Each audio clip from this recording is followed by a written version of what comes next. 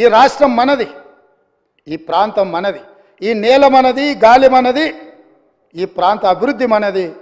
ప్రజాప్రతినిధులుగా మన బాధ్యతను నెరవేర్చాల్సిన అవసరం ఉంది. ఒకవేళ ప్రతిపక్షం దారి తప్పితే గుర్తు చేయాల్సిన బాధ్యత సభాపక్ష నాయకుడిగా నా మీద ఉన్నదన్న ఆలోచనతోటి వారికి సూచన చేస్తున్న అధ్యక్ష. ఆ పైన వారి ఇష్టం. అదేవిధంగా అధ్యక్ష, పదే పదే ఈ ప్రభుత్వం వచ్చిందో రాలేదో దివాలా తీసింది, ఈ ప్రభుత్వం దగ్గర చెల్లిగవ్వలేదు, ఈ ప్రభుత్వం ఎట్లా నడుపుతారు, ఆ పథకం ఎట్లా చేస్తారు, ఈ పథకం ఎట్లా అమలు చేస్తారు, మీ దగ్గర నగదేడుంది, వాళ్ళ ఆలోచన ఎట్లుందంటే అట్లా జరిగితే బాగుండు, వీళ్ళు దివాలా తీస్తే బాగుండు, ప్రజలకు ఏం అందకపోతే బాగుండు, ప్రజలు ఇబ్బందులలో ఉంటే బాగుండు అని ఉట్టి మీద పిల్లి శాపనార్థాలు పెట్టినట్టే ఉంది అధ్యక్ష. పిల్లి శాపనార్థాలకు ఉట్టి తెగిపడుతుందా అధ్యక్ష? అట్లనే 9.5 సంవత్సరాల అధికారంలో ఉన్న మీరు కనీసము 100 రోజులు కాకముందే రోజు పొద్దున్న లేస్తే ఈ శాపనార్థాలు ఏంది అధ్యక్ష?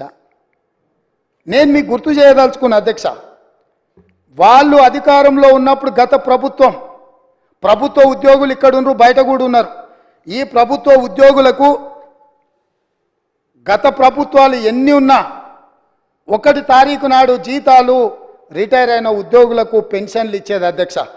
కానీ గత ప్రభుత్వం 25 తారీఖు వరకు విడతల వారీగా ప్రభుత్వ ఉద్యోగులకే జీత భత్యాలు ఇవ్వలేనంత పరిస్థితి, ఆర్థిక సంక్షోభాన్ని కల్పించి మొత్తం రాష్ట్రాన్ని దివాలా తీపించి ఈ రాష్ట్రంలో ఉద్యోగస్తులకు జీత భత్యాలు ఇవ్వని పరిస్థితులు కల్పించి ఆ స్థితిలో రాష్ట్రాన్ని మాకు అప్పచెప్తే కష్టపడి ఆలోచన చేసి విధి విధానాలను సవరించుకొని మా ఆర్థిక మంత్రి, మా ఉప ముఖ్యమంత్రి బట్టి విక్రమార్క గారు కష్టపడి మొదటి నెల 4 తారీఖు లోపలనే జీతభత్యాలు ప్రభుత్వ ఉద్యోగుల ఖాతాలు వేసినాం.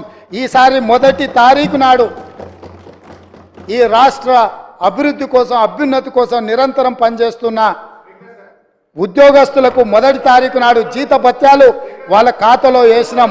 మీరు వారి క్లారిఫికేషన్లో మాట్లాడవచ్చు అధ్యక్ష, వారు ఏదైనా ఉంటే సో మేము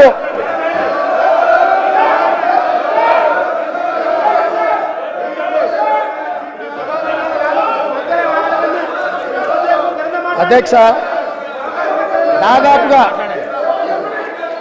దాదాపుగా మొదటి తారీఖు నాడు 4,800 కోట్ల రూపాయలు ప్రభుత్వ ఉద్యోగులకు, పెన్షన్దారులకు.